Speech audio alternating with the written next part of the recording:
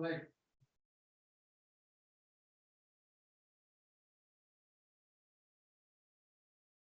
right, welcome everyone. Tonight is a very special night. We have one of the foremost investigative journalists who has been focused on ET contact for so many years. And, you know, Lightnet really loves people who just don't fly by the seat of their pants. Paola Harris has done interview after interview after interview after interview to really understand what has been happening with ET contact. She's also going to share tonight her experiences with Gonzalez,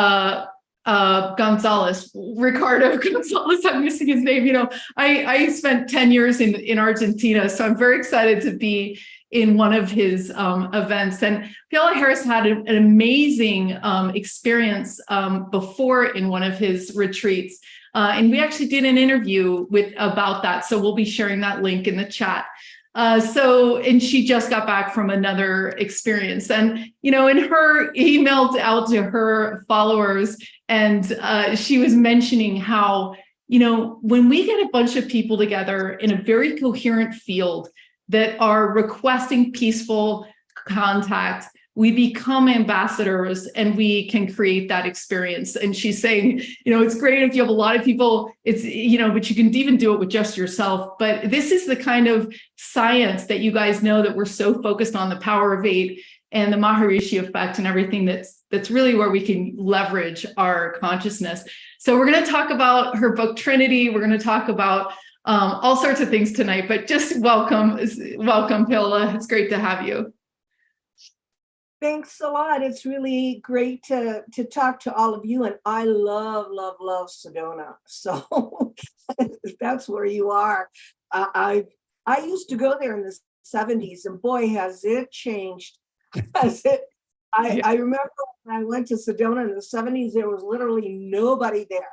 And you could go to the vortexes, and it was like a mysterious place. Now, if I go to Sedona, it's like filled with apartments and people, and changed quite a bit. So, and by the way, my name is Paola, but call me Paula because I'm Italian. I was born in Italy, and it's very hard for Americans to pronounce my name, but Paula is easier, I think, for people. And okay, great, Paula. Thank you so much. I meant to ask you before we started, and in my mind, I'm like, I'm butchering her name. I'm butchering her name.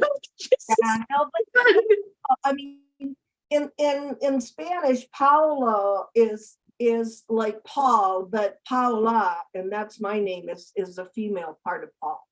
Yeah. Well, yeah. So Sedona is really great. You know, but I was just mentioning Bashar is coming to do a massive event here next weekend on Bell Rock to call in ships. And the electromagnetics there is a crystal bedrock below Sedona.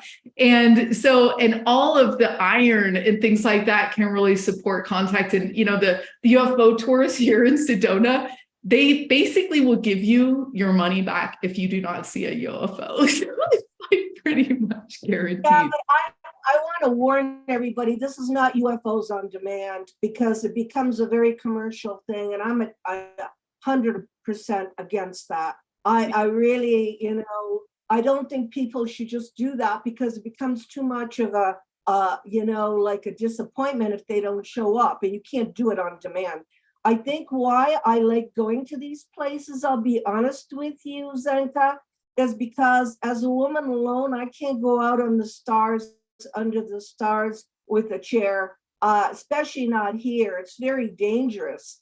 I can't just go under the stars and see the Milky Way. So I love being where there's a lot of people outside, like Shasta and Crestone, where you're protected, where nothing's going to happen to you, where you can look up in the stars and meditate. It isn't about seeing UFOs, because then it becomes more like a, you know, circus act, and you ask them to appear and stuff like that. So I'm going to be upfront with you about that right away. And then the other thing is that Crestone, because you were talking about Sedona, Crestone has the largest aquifer in Colorado. And there's something about water underneath the land that that amplify stuff. So if you have like, say we had 200 people, and that's why I'm doing these conferences like I just did with Sarah Bressman Cosme in Crestone.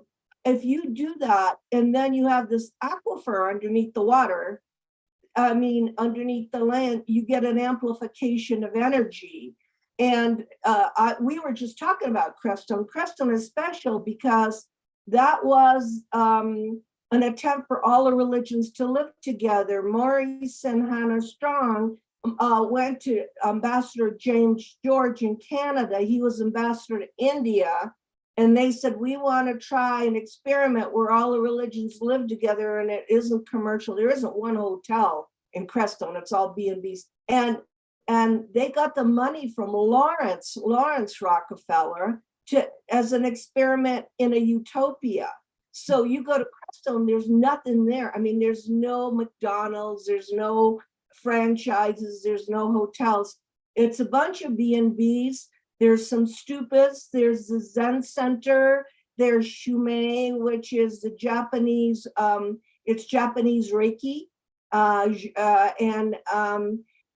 the Carmelite nuns. And I wanted to tell you, Zenka, that in Crestone is the only funeral pyre, outdoor funeral pyre, I think, in the United States, where the Zen priests actually do the cremation outdoors, and the Carmelite nuns clean, they wash the body, and then the Zen priests deal with that. And it's the only outdoor one in the United States under the mountains. It's a beautiful place, Crestone. Wow. Yeah, I want you to talk about Ricardo Gonzalez and his work and what you experienced last week. And I did want to tell you that, we also at Lightnet do believe that making ET contact is a very sacred and very special thing. In Contact 100, as many of you know who were in Contact 100 and now in Contact 250, which is starting in 2 weeks, we spend 3 hours meditating and 1 hour out under the stars. And we do this 4 nights in a row.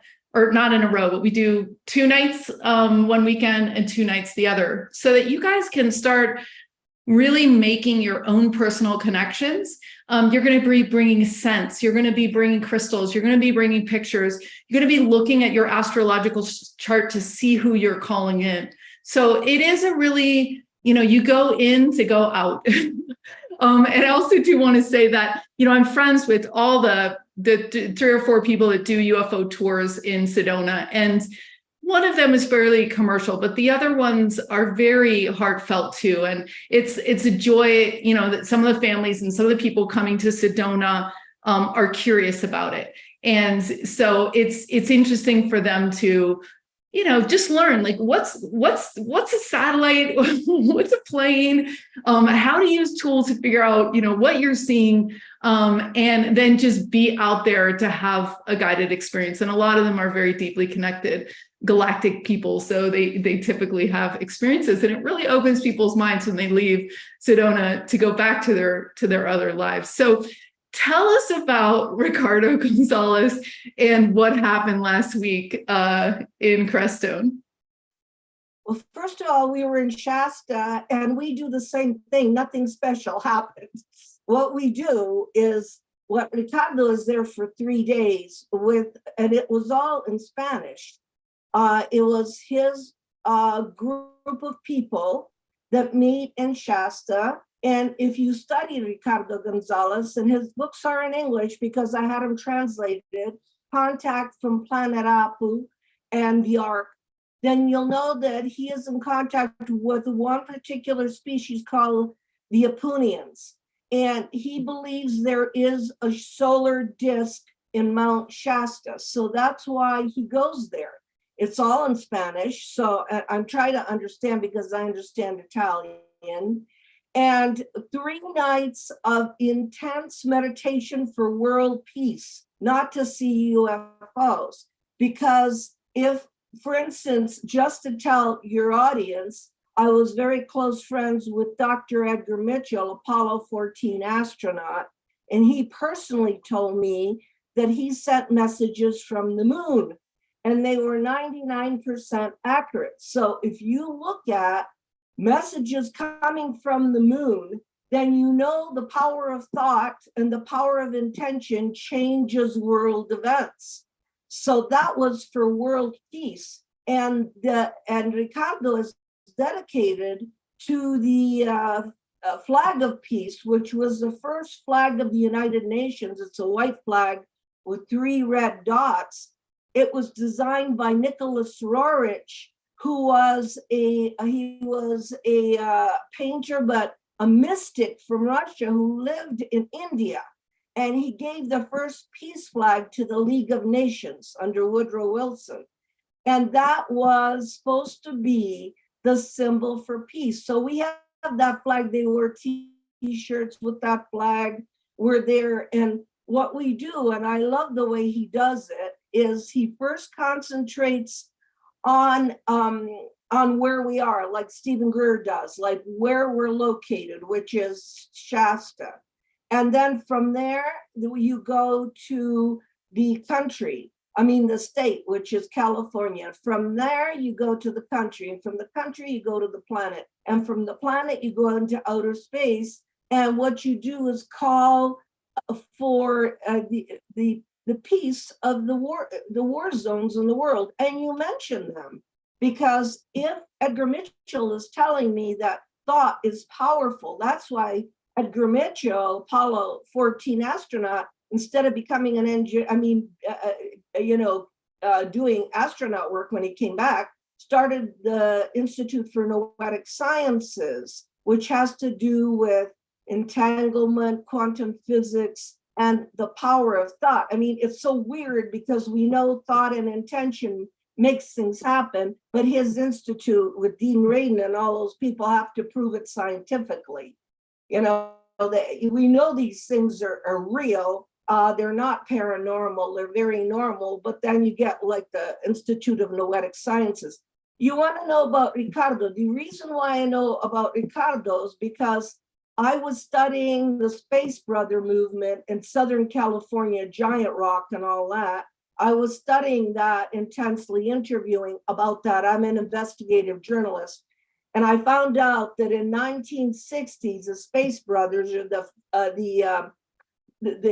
species that look like us, the Space Brother, ETs, went to Latin America. They gave up on Southern California. They thought they could do something in Southern California because it was the start of the New Age movement. We had Yogananda, we had things happening, Norman Paulson. So they came there first, 1952, with Adamski, Van Tassel, Manger, and all those guys. And when that didn't work, they went to Latin America. That's why I went to Latin America, is because I thought I'm going to grab these guys because they're meditating in the Chilca Desert, and there's actual space people coming up to them and talking to them. So that's why I talked to Sisto Paz. It's all on my YouTube, by the way, guys. If you want to see it, all my interviews are on my YouTube channel. The one, Sisto Paz is like the godfather of those guys. He was in the Chilca Desert in the 1970s with his brother Charlie, and the ships would land and the guys would come off. It was that simple. It wasn't like science fiction. The space guys would come off, but after 3 days of meditation and fasting in the desert. I've been to the Chilca Desert since then, so I know what they were going through. One of the people was Ricardo Gonzalez, so I had to get hold of him. And when I asked him about how this happened, then he told me. And so the thing is that it's very, very important that we look at the history of contact. And that's why I'm working mainly in Latin America. I've been to Colombia, I've been to Argentina. I spoke in Argentina in January. I've been to Lima, Peru. I've been to the Andes. I've been to Mexico City, and a lot is happening down there. So when Ricardo comes up, even though it's in Spanish, in Shasta, you bet I'm going to be there, because that is the purest kind of contact And there is a reason for it, world peace. It's like, I mean, I make him play Imagine by John Lennon. You know, I mean, it's that simple. It's not just about, oh, let's see a couple of UFOs. It's like this is a technical way of causing change on the planet, at least the way I look at it.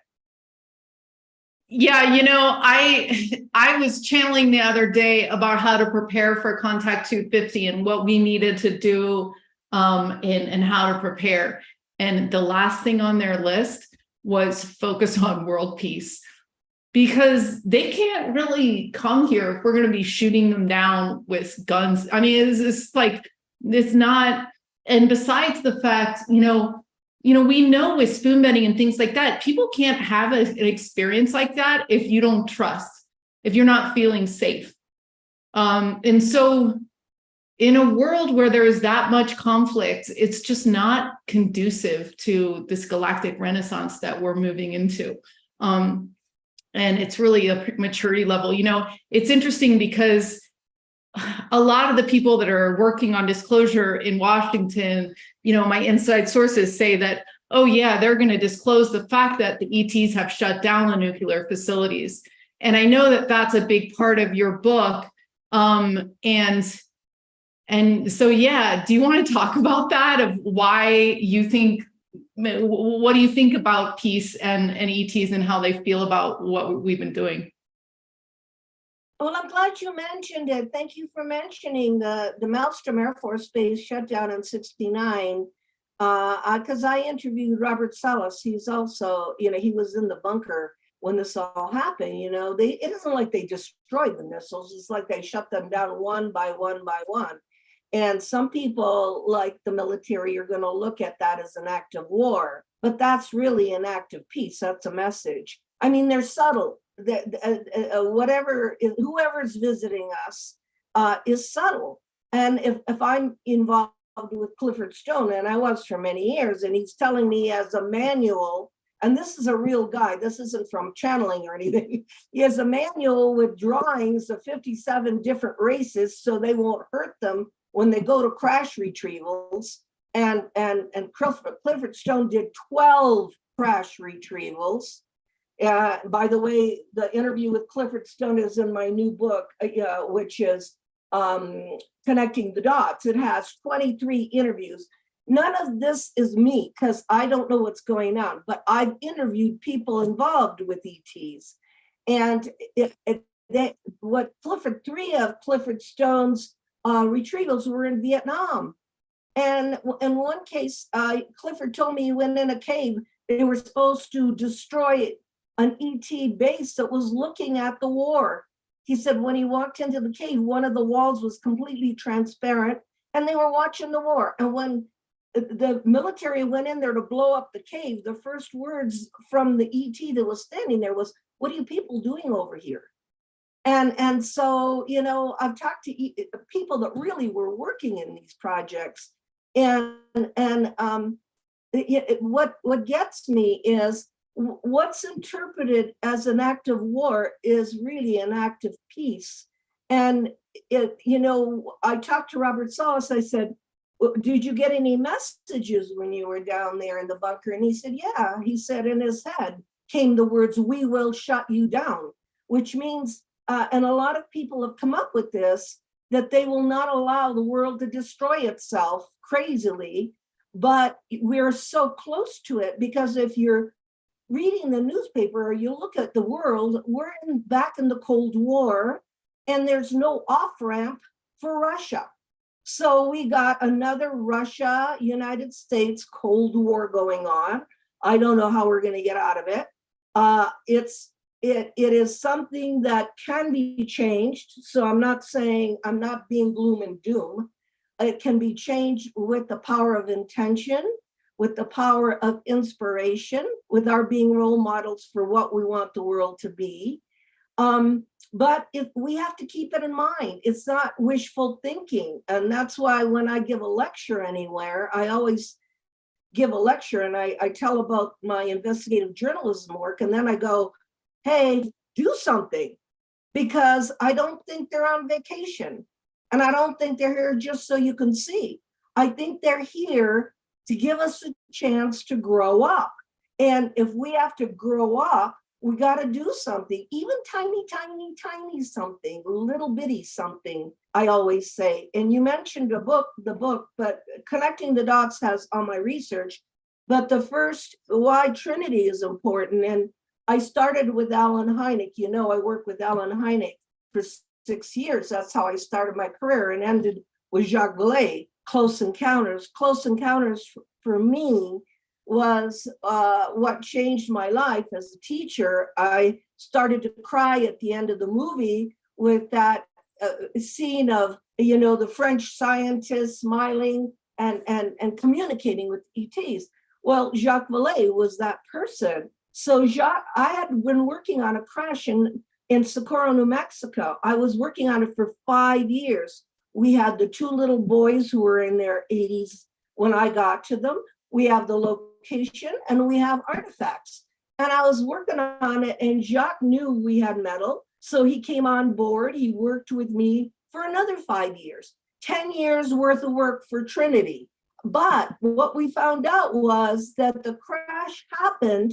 It happened 1 month after the atomic bomb, 13 miles away from the atomic bomb, 3 miles away from the Owl Barn Cafe where Oppenheimer had his quarters. So Oppenheimer knew. Oppenheimer and Einstein both knew that we were being visited, and they knew that these things weren't on vacation. These craft were basically giving us a loud and clear message that we had become a very dangerous species, and that we couldn't uninvent this thing. So the book Trinity, just like the movie Oppenheimer, is very important for people to read. And Jacques is an incredible writer. He's just he writes like a novel. You can't put it down. It's got my interviews and my work, but he writes such beautiful, the way he expresses himself is incredible. I think it's one of Jacques Vallée's greatest,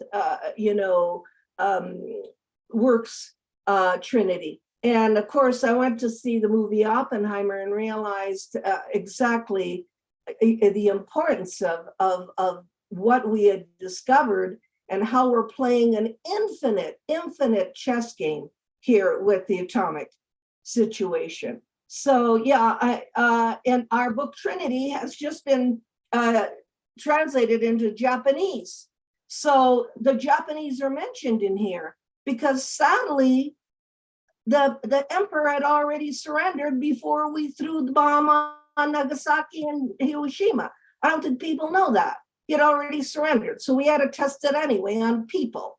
So, and that's in our book. So our book has been translated into Japanese now.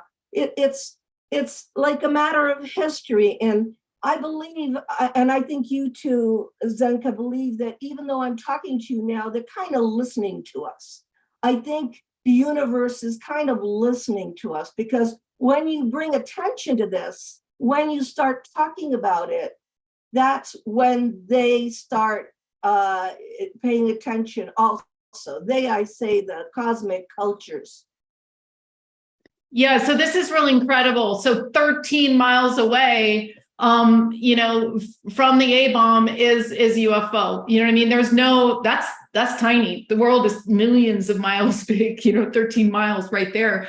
So, people often say like that an atomic bomb really rips into space time. Like, do you think it's that it will damage some kind of space time, or do you think that they don't want to end we don't want to poison our world? What do you think is their main concern? I think when you split the atom and we have an atomic bomb, I think it goes into other dimensions. I really do. I think most people do. I mean, we're not living in one dimension anymore. We're or ever have been. We live in a dimensional world. We live in a world of many dimensions. And when you upset and explode something that big, and that's the A-bomb. If you go to see Oppenheimer, you'll know that the H-bomb was 10 times the A-bomb. And we tested the H-bomb in the Atlantic. We tested instead of on land, we did it in the water. And other cultures did it in the Pacific, in the Bikini Atoll. 800 tests of the H-bomb in the Bikini Atoll. In my book, Connecting the Dots, I interviewed somebody that was there. And he said UFOs flew over the island of Fangatofa and the Bikini Atoll. UFOs were flying over, watching us do H-bomb tests in the Pacific, killing the coral, 3 feet of dead fish on the runway. And then they ask us if there's evil aliens. It's like, I'm thinking, 3 feet of dead fish, 800 tests in the Pacific. I think we're nuts. We're insane for many, many reasons. And yes, it does affect. I mean, it affects the waters, it affects tsunamis, it affects earthquakes, it affects the air, it affects everything. And I don't know what the justification for that could be. I'm still, I'm still looking at this as I think we're nuts. This is actual history, what I'm repeating to you, because I'm an investigative journalist. I have to check everything out. So yes, it goes into other dimensions. And I think that also go back to thought, go back to intention, go back to, conversely, a bunch of positive thinking people. They can also change history. They can also change the course of all of this. But you got to get them together. You've got to get them together in groups. And that's what originally you started talking about. Yeah. And let's go back to that topic. I want to invite everyone right now, if you're watching on New Realities or Portal to Ascension or Lightnet, if you haven't liked and subscribed to this channel, go ahead and do that. This is great content in all those different channels that are bringing about new ideas, cementing a peaceful galactic narrative. So one of the things that Lightnet is doing after Contact 100 is pulling together Contact 250. And it's interesting you're mentioning Japan, because we're going to be in Japan doing a Japanese version of this in the spring with 250 people as well. So as I mentioned, the first day we're going to be looking at your astrological chart from when you were born. So what different star nations do you resonate with? And as many of you know, is Altair has studied all over the world. He studied in India, he studied in Japan, he studied mystical Christianity, all sorts of things, Hopi religions that he studied with the elders in the Amazon. And he synthesized all those star techniques and meditations into these 12 techniques he's going to teach everyone. And then we're going to be going out under the stars. The second weekend, we're doing an entire Raising Our Vibration conference, which is 6 a.m. We start with yoga, meditation, sound alchemy. We're even going to do a broadcast with Humanity's team, and we're going to be talking about dream circles, which is kind of like contact meditations in peace, but it's really of the Native American traditions around the world where they really seed peaceful realities and different ideas into the field that way. We're going to be doing a spoon bending, and we're going to be doing Making Music with ET workshop, which is also going to be incredible. If you haven't seen the YouTube on our Making Music with ETs, it's absolutely insane. We've had them working with our apps and our radios, and it only worked after we serenaded to them, from our hearts, and so it's this really cool cultural exchange. We're going to be teaching you guys how to do lucid dreaming as well, dream yoga. And then, so this Friday and Saturday night, now all this second weekend is also here in Sedona. So we invite you to come. We do have discounts for students and seniors, $299. And yeah, we look forward to seeing everyone. If you are not familiar with Altair, you can go to lightnet.org/webinar. And he does an hour of techniques here that you're going to get to understand. So it's clearing your physical body, doing a body scan, figuring out where there's tension, and then lovingly releasing that. And then we do it with your emotional body and your light body, because as Paula says, this is, you want to have your body sensitive enough in order to feel the contact, the goosebumps, the dreams that you're going to have, the telepathy, right? So they're waiting there, but you want to make sure that you can feel that contact. So again, lightnet.org, you can just go to lightnet.org and find the information. We start in 2 weeks, less than 2 weeks. So let's talk again about this idea of what techniques have you seen, and what do you do when you do your retreats? Besides the fact of, really zeroing in on where you are in the universe, and then you use music, right? Like Imagine, to open your hearts, so what are some of the other fun tips and techniques you have for people that are interested in bringing in galactic peace to the planet? I don't do that for a living. I basically am an investigative journalist, and I do the contact work because I want to do something. In other words, I can do all the research, I can do the interviews, I can travel around the world, and I'm one of the only field researchers in the world. I travel all around the world, and right now I just did a show out of Japan. I will be going to Japan and lecturing in Japan and in China, and I am less doing it in the United States, and I'll tell you why. For me, I think something needs to be done really, really immediately. And I find, and this is not negative, it's the truth, that a lot of what happens in the United States become too much entertainment, and there's too much presence of personalities. I think that all what I see in South America is the common people with their babies and their children. They all camp out. I see these kids running around. I see their families running around. And when they do a meditation, it's a community. And they do it because they want something to change. And it is because it's serious. It isn't just a social gathering.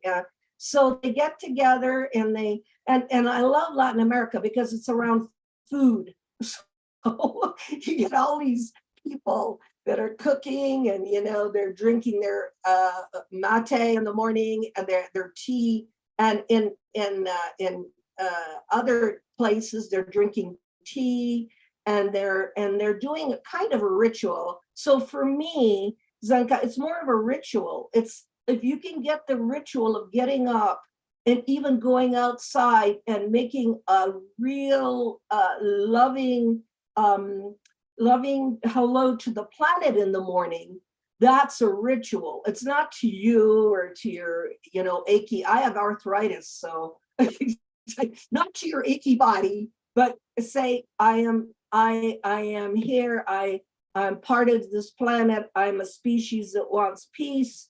I would like to join together with all the other species that want peace and harmony, and for everybody. And then it becomes a ritual. So I love South America because their ritual isn't as much entertainment. I don't look at it as they get together in groups of families and kids and food, and they help each other, and the contact situation there is simple. It's just simple. It isn't like, you have contact and you have 30 people around you,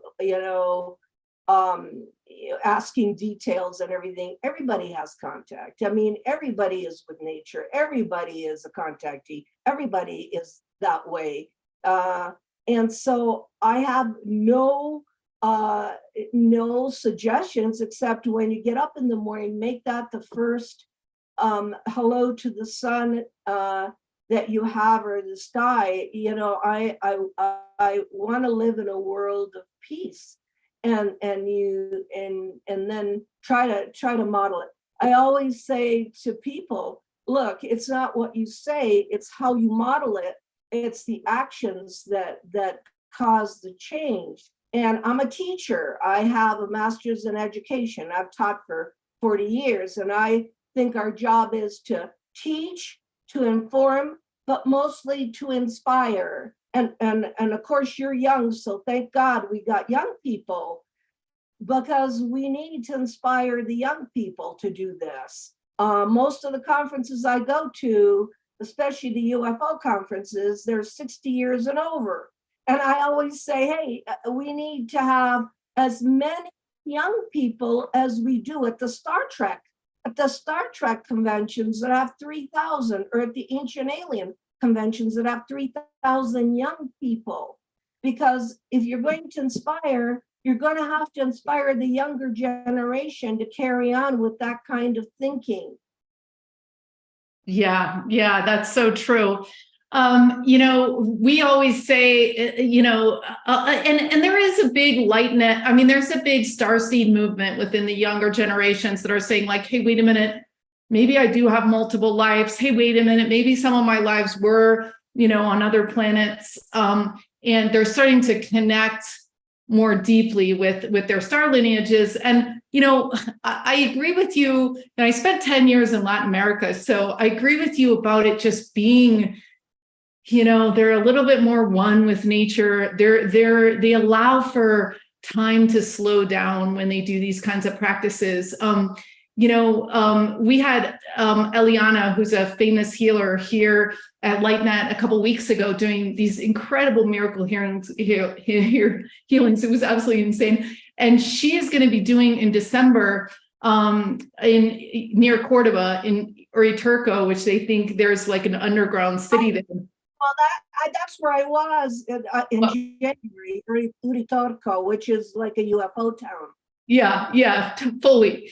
And I go to restaurants there, and this guy would I'm like, wow, look at that alien sculpture that you have sitting, next to your kitchen. He's like, oh yeah. He pulls me back in the kitchen. He's like, I've had experiences where ETs were sitting right next to me in a room, in plain daylight, and he's just talking about what a life-changing experience that was for him. And we're actually going to be hopefully doing a contact experience, myself and Eliana, in December in Cordoba, because I'll be there visiting family, so we'll have to see.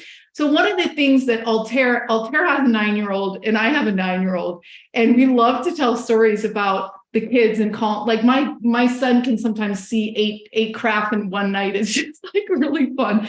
And of course his daughter as well. So when you sign up for Contact 250, it's a family affair. We always tell you, go in with your friends, buy one ticket, you're on the Zoom together. You can bring as many people to your house as you want. You can invite your family, your kids, kids bend spoons better too, because they're not in their head. And I think that there is a culture of peace through the younger generation. Just cultural understanding of different cultures, I think is finally making its way through music and pop culture. So I want to open it up to you guys for questions. Paola has, as she mentioned, been in the trenches of investigating. And that was one of my last questions for you before we allow other people to step in here, is you were talking about having the medal. Did the medal feel interesting to you? Or, because I've heard they use a lot of bismuth and the crafts and things like that, but what was that whole experience like? Oh no, it's not about how it feels. It's being examined outside the country right now. It's obviously if Jose, if you read Trinity, he was 9 years old. It took the Army a week to do the cleanup. They had to build a new road. You can see the new road they built to take out the weather balloon. And he went in the last day, he pulled what was on the wall off. He wanted a souvenir. So the piece is about this big. It's not a little piece. And it was on a plaque and it was rotating. So I can't answer to that because I'm not a scientist, but we will get an answer to the metals. It is an aluminum alloy, very different. But that isn't what I'm looking at. What I'm looking at is that the 6-year-old gets there. Remember, 1945 is before Kenneth Arnold talked about flying saucers. It's before Roswell, 2 years, Yeah. And when the 7-year-old is the 6-year-old is looking at the beings, because there's a panel that flew off and there were 3 beings there. He's flashing, the beings are flashing in his mind, people falling out of skyscrapers. Now, the 6-year-old never saw a skyscraper in his life. He never saw a UFO in his life. And why is he seeing people falling out of skyscrapers? So evidently, whoever that was inside the craft were time travelers, and they were giving him a vision of 9/11. So we've got a very interesting looking situation there. And we didn't just have the metal from the inside of the craft. If you read Trinity, it spewed out angel hair all over the mesquite, angel hair, which was lit up. I'm not going to say it's fiber optics. We don't know. But the kids took it home, a 10-pound bag of that, and gave it to the neighbors to trim their Christmas trees. They didn't know what it was. It was lit up all the time because in 1945, there was no electricity in their town.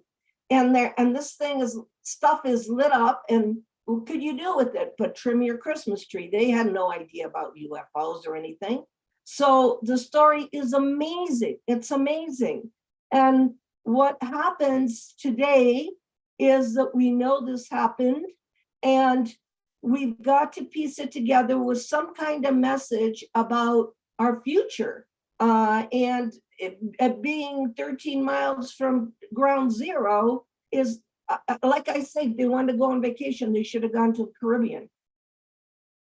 What do you think was the significance of them showing 9/11, and what do you think is the significance of 9/11 in general? Well, first of all, there's all kinds of theories on 9/11. It changed the world. I was teaching in Rome at the time because I was in Italy. I was living in Italy teaching at the American Overseas School. I remember that day. It changed everything. It changed security. It changed the way we live. It brought a tremendous amount of fear, tremendous amount of fear. And you all have to admit that fear is a very low vibration. I mean, you keep people under fear, you can do anything with them. I mean, you can control a population under fear. So it changed the way we lived. And of course, Remy at the time was only 6. He couldn't even imagine it. When I got to Remy, he was in his 70s. But he never forgot that vision that they projected to him. And so I think, I mean, after studying this and interviewing dozens of people hundreds of people, everybody, for 40 years, I think there is no time. I think we live in a very multidimensional world that could be an illusion. Jacques Vallée believes we're in a simulation video game. I love that. I love that theory. We're in a video game. I know that we can control the video game.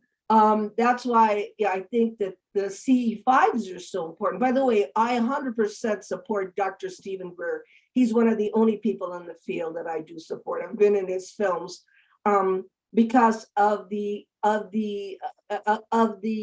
getting of the free energy and of solving some of these world problems. It's not just about ET contact. So if we are in this and we're creating this, and it's our video game, and this is our reality, then we can change it. So I hope that you're talking to me makes some hope for people, because to keep people under fear is a very, very horrible way of just keeping the masses from doing anything. We can do everything. We can change everything. We can do anything. And I want to leave that message of hope with everybody that's with you, because it's a matter of intention. It's a matter of getting together. That's why, my newsletter says, let's get groups together here. Let's have the famous, minimal group of people, or the concentration of people that will change something. So to answer your question, I don't really know, but he told me that, and I believe him. He couldn't make that up. But again, that was the contact situation after the atomic bomb. What do we expect? Yeah. Fascinating, very fascinating. I want to bring Jocelyn Buckner up if she's able to come up to talk about the angel hair, because it's kind of interesting. There's a group called Area 1358, and they also are done with the United States. They're like, we're just teaching Chinese people how to make contact, because they're like, they're so much more in need of it and like open to it and liberating themselves and whatever.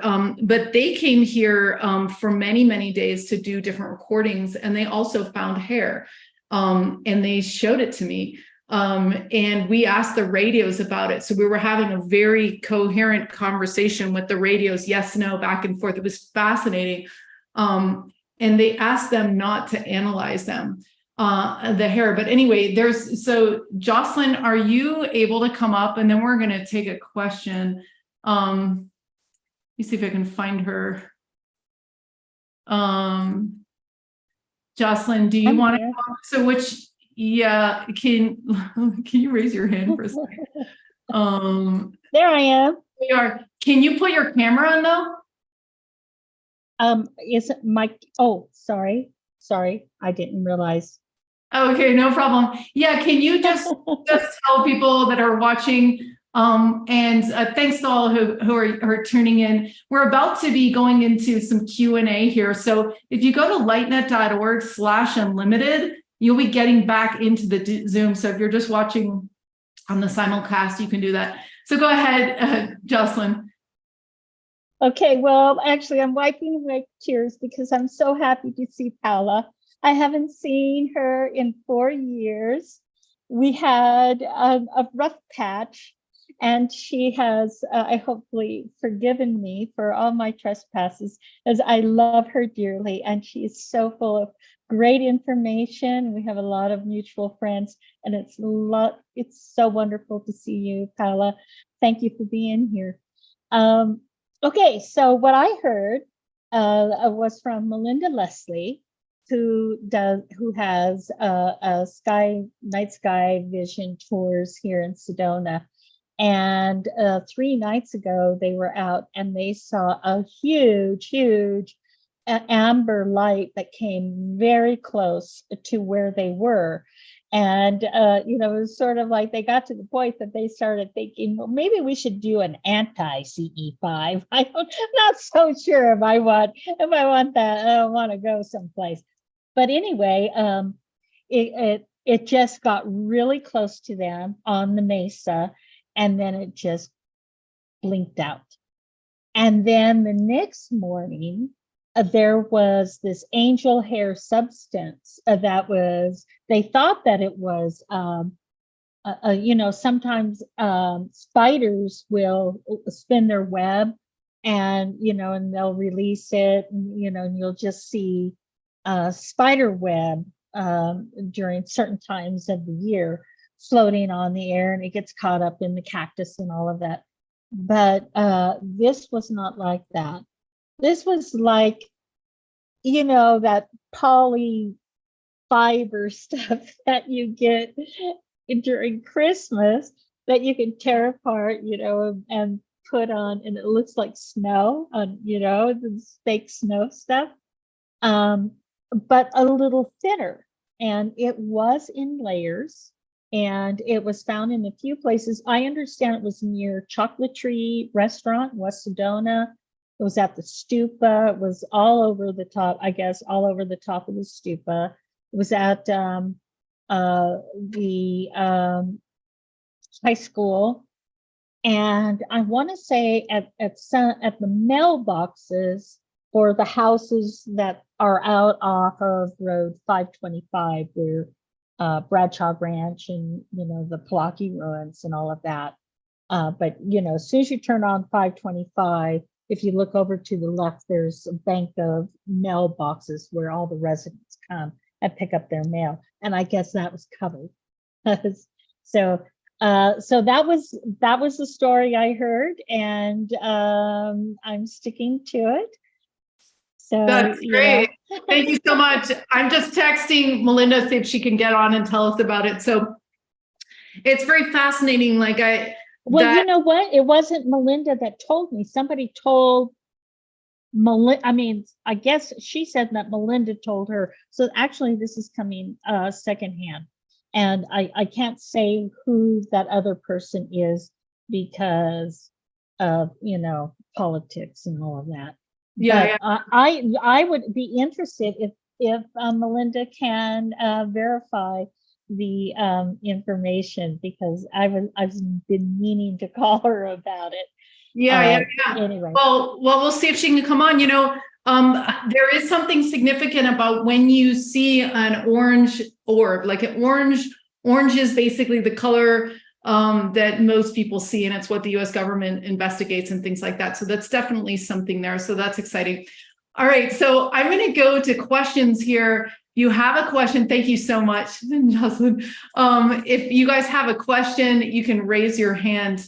While we're waiting for that, I just want to share my screen and remind you guys that on the 16th, Paola's going to be doing, I don't know how many have seen the Oppenheimer film, but it very much moved Paola, and it's a big story of our time. So it's an important thing to check out.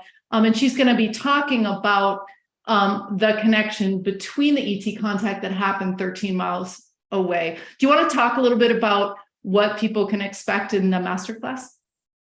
Yeah, well, I think we only have 3 minutes, so I don't think it's worth getting anybody else on. And Jocelyn, it was so cool to see you. I miss you. But I'm doing master classes because I'm not doing Laughlin anymore. I mean, Laughlin was a very heavy, it was a personal situation where I was not sponsored. I did it out of my own pocket. I did it for 10 years, brought amazing speakers, but I'm doing private master classes now on particular situations. Like I just did one on Dr. John Mack because I was just down at Rice University. His archive is there with mine and Jacques Vallée's at Whitley Striever's. So I just did a John Mack masterclass with John Mack's people. So keep in touch with Starworks USA anyway, because I'm going to be doing private master classes.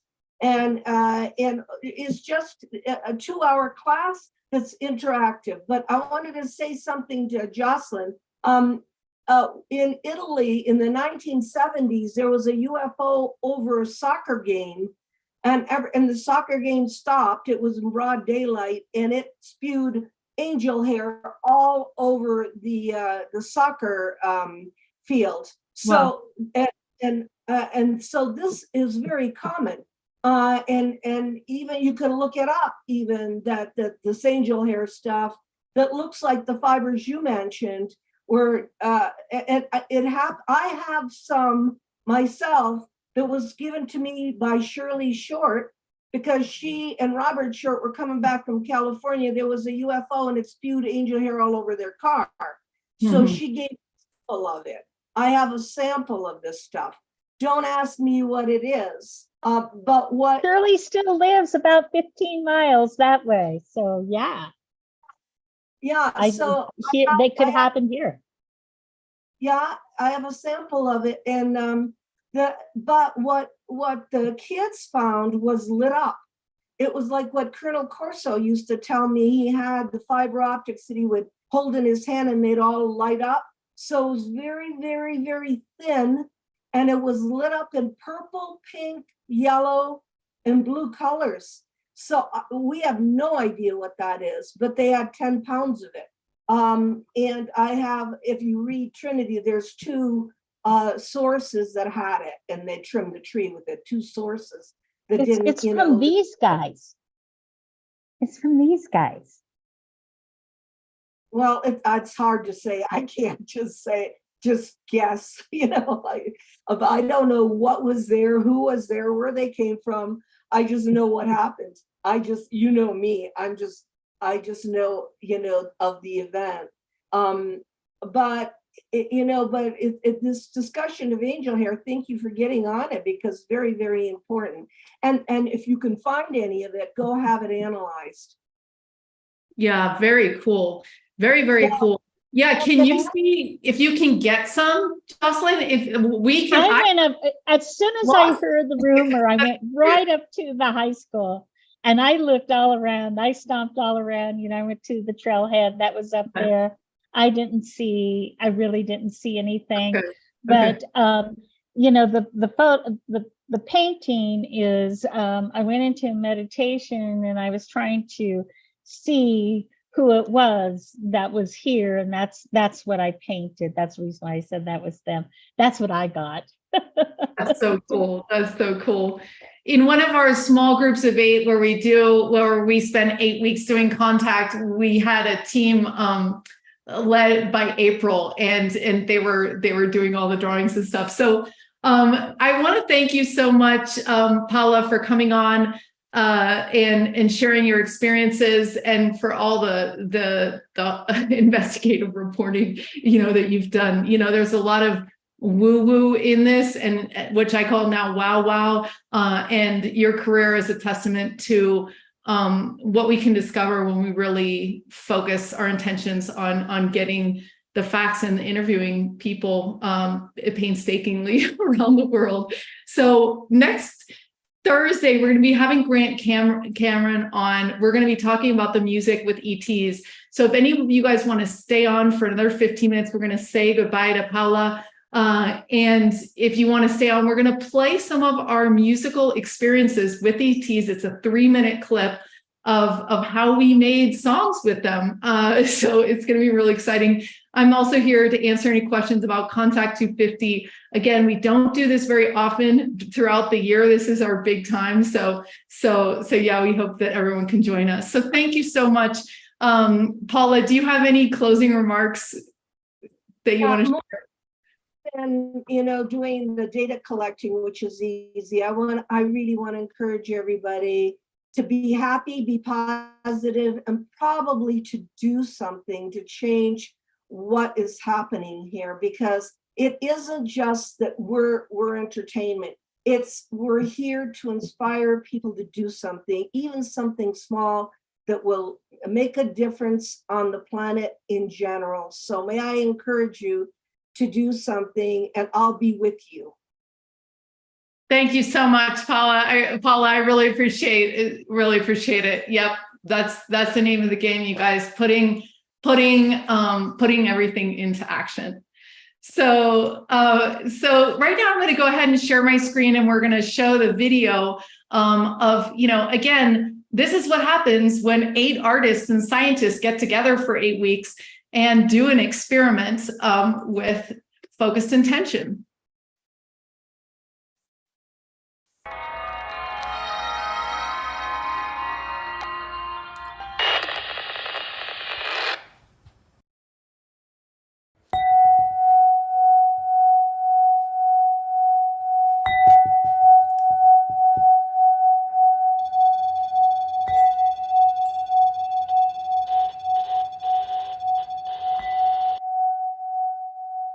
All right, we're ready, everybody. Everything that I have here is operating on 432.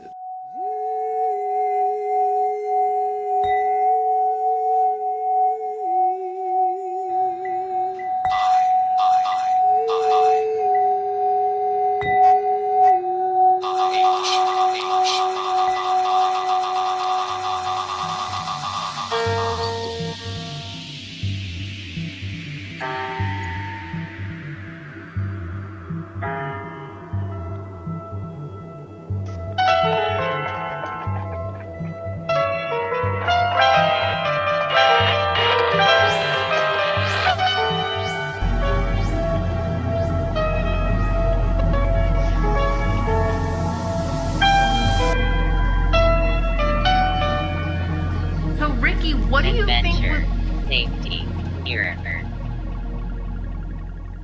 something mirror? Safety. Oh, Safety mirror. adventure safety Yep. mirror. That's what we should call the EP, you guys. More more we talk about this, the more they're communicating. Launch. Typically. Useful. Yeah. Residential. Colleague. Extension. Distribute. Ollie, extension, distribute. Extension, distribute with you guys. Ollie. Yeah, they are like rocking out over here. But if you can hear that,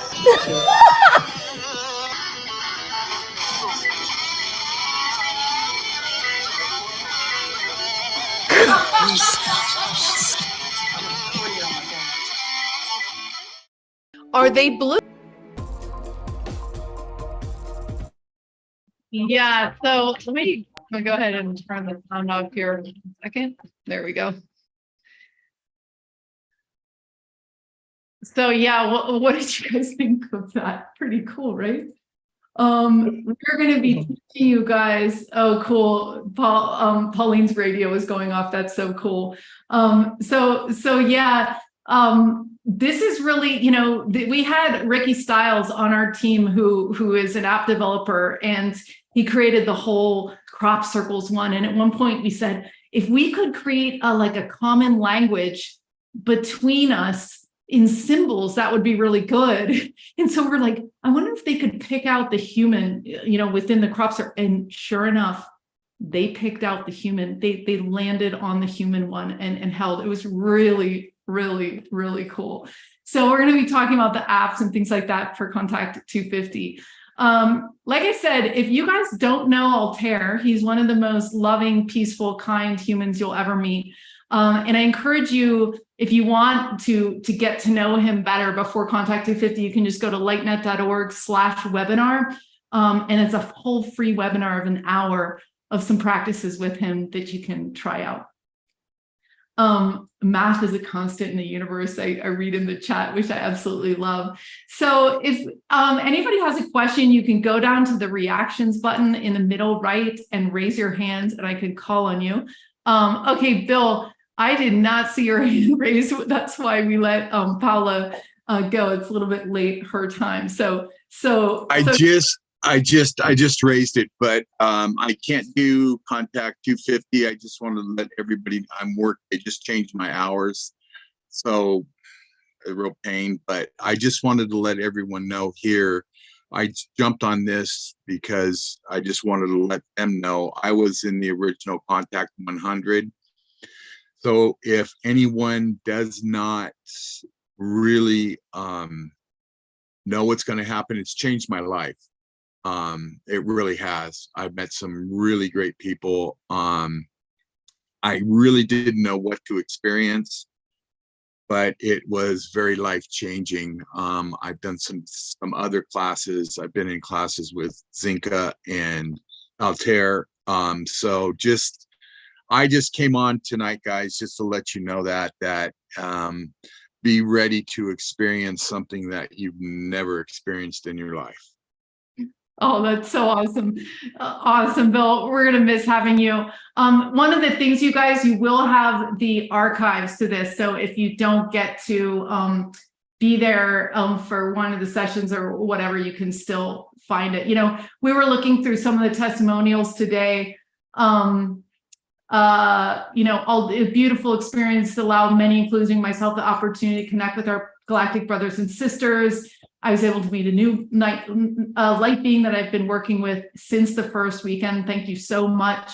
I feel more connected, spiritually aware. Synchronous events are abound. That's one of the things we all realized. Raising our vibration. That was from Morgan. Laura, oh my God, there's too many things to say about it all. Zenka's bright spirit, Altair's focus, all the wonderful participants.